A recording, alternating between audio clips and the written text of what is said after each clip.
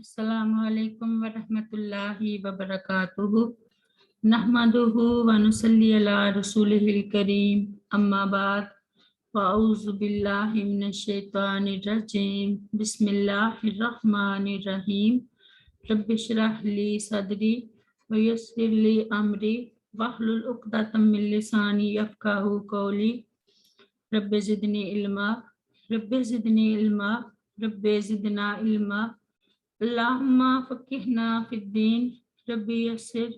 ولا تعسر وتمم بالخیر رب ارحمہما کما ربیانی صغیرا رب ارحمہما کما ربیانی صغیرا رب ارحمہما کما ربیانا صغیرا۔ آج ہم سورۃ المائدہ کی آیت نمبر 77 سے پڑھیں گے انشاءاللہ۔ بسم اللہ الرحمن الرحیم۔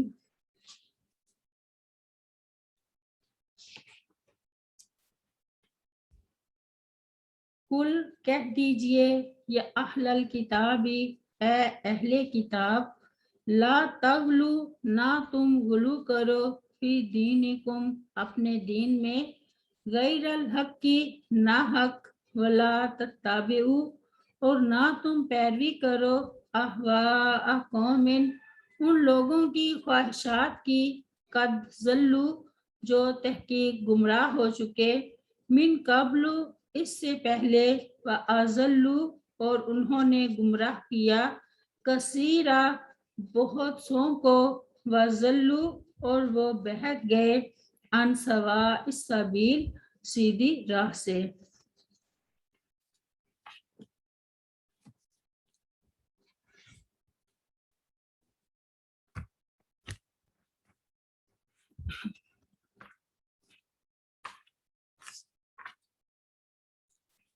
عقائد نصارہ کے بطلان کی توضیح کے بعد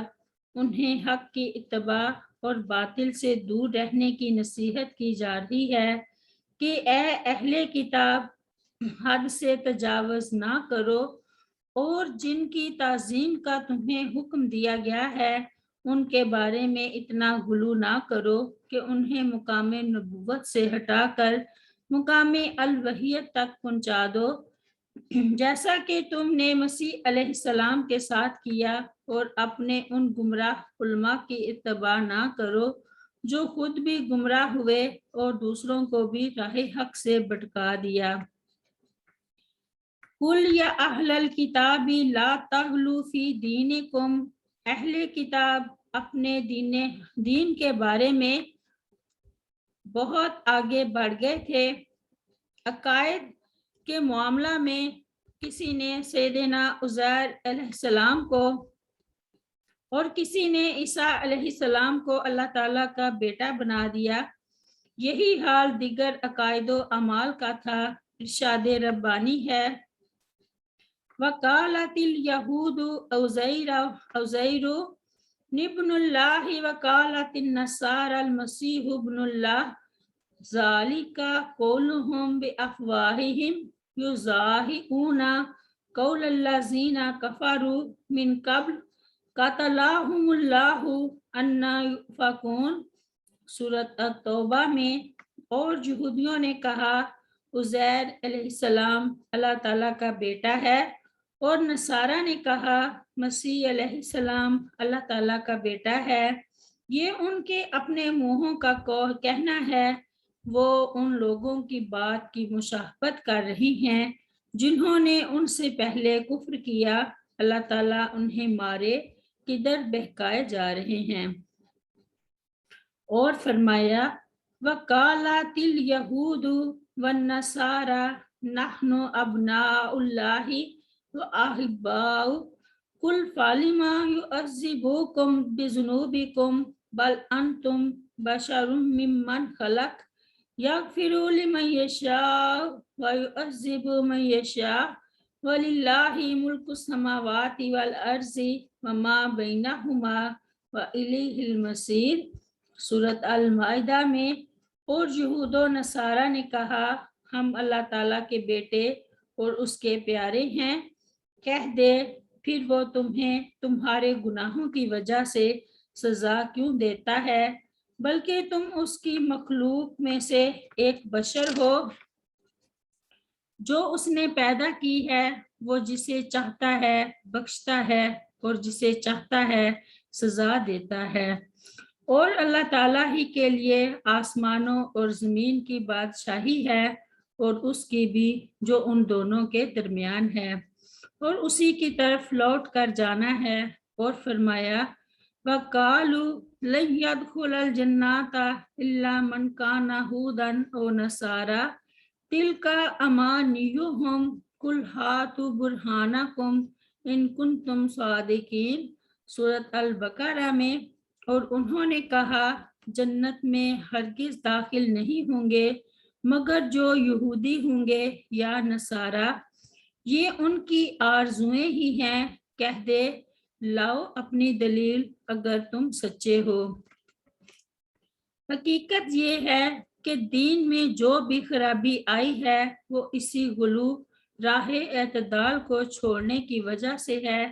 اسی لیے سیدنا عمر بن خطاب رضی اللہ عنہ بیان کرتے ہیں کہ نبی کریم صلی اللہ علیہ وسلم نے فرمایا مجھے اتنا نہ بڑھانا جتنا نصارہ نے ابن مریم کو بڑھایا ہے، میں تو اللہ تعالیٰ کا بندہ ہوں، لہٰذا تم میرے متعلق بس یہی کہا کرو کہ اللہ تعالیٰ کا بندہ اور اس کا رسول ہوں۔ بخاری کتاب کی روایت ہے۔ مگر مسلمانوں نے بھی اس قدر غلو کیا کہ اپنے ائمہ کو نبی کا درجہ دے کر ان کی بے دلیل بات پر عمل کو بھی واجب قرار دیا، اسی طرح جو ایسا نہ کرے اسے لا مذہب قرار دیا، اور رسول کریم صلی اللہ علیہ وسلم میں اللہ تعالیٰ والی صفات ہونے کا عقیدہ اپنا لیا کہ وہ بھی ہر بات سنتے اور جانتے ہیں اور کائنات میں ان کا حکم بھی چلتا ہے۔ بعض نے تو اللہ تعالیٰ اور رسول کو ایک ہی ذات قرار دے دیا، اگر کوئی ان کے اس باطل عقیدے کی تردید کرے تو کہتے ہیں یہ اولیاء کو، نبی کو اور اللہ تعالیٰ کو نہیں مانتے، حالانکہ ہم اللہ تعالیٰ کو اپنا معبود اور نبی صلی اللہ علیہ وسلم کو اپنا رسول اور اولیاء کرام کو اللہ تعالیٰ کے مقرب بندے مانتے ہیں، مگر اولیاء کو نبی نہیں مانتے اور رسول کریم صلی اللہ علیہ وسلم کو اللہ نہیں مانتے۔ سیدنا عبداللہ بن مسعود رضی اللہ عنہ بیان کرتے ہیں کہ رسول کریم صلی اللہ علیہ وسلم نے فرمایا مبالغہ و بے فائدہ یعنی بال کی کھال نکالنے والے ہلاک ہو گئے۔ غیر الحق کی ولا تتبعوا اهواء قوم قد ضلوا من قبل واضلوا كثيرا وضلوا عن سواء السبيل۔ ارشاد باری تعالیٰ ہے وَإِذَا قِيلَ لَهُمُ اتَّبِعُوا مَا أَنزَلَ اللَّهُ قَالُوا بَلْ نَتَّبِعُ مَا أَلْفَيْنَا عَلَيْهِ آبَاءَنَا أَوَلَوْ كَانَ آبَاؤُهُمْ لَا يَعْقِلُونَ شَيْئًا وَلَا يَهْتَدُونَ سورۃ البقرہ میں،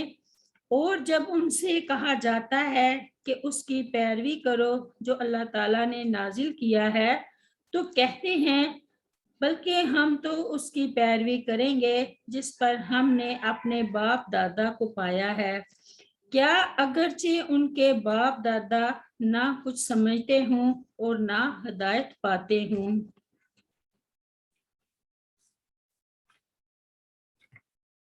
یعنی اتباع حق میں حد سے تجاوز نہ کرو، اور جن کی تعظیم کا حکم دیا گیا ہے اس میں مبالغہ کر کے انہیں منصب نبوت سے اٹھا کر مقام الوحیت پر فائز مت کرو، جیسے مسیح علیہ السلام کے معاملے میں تم نے کیا۔ غلو ہر دور میں شرک اور گمراہی کا سب سے بڑا ذریعہ رہا ہے۔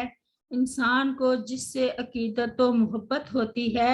وہ اس کی شان میں خوب مبالغہ کرتا ہے، وہ امام اور دینی قائد ہے تو اس کو پیغمبر کی طرح معصوم سمجھنا اور پیغمبر کو خدائی صفات سے متصف ماننا عام بات ہے، بدقسمتی سے مسلمان بھی اس غلو سے محفوظ نہیں رہ سکے.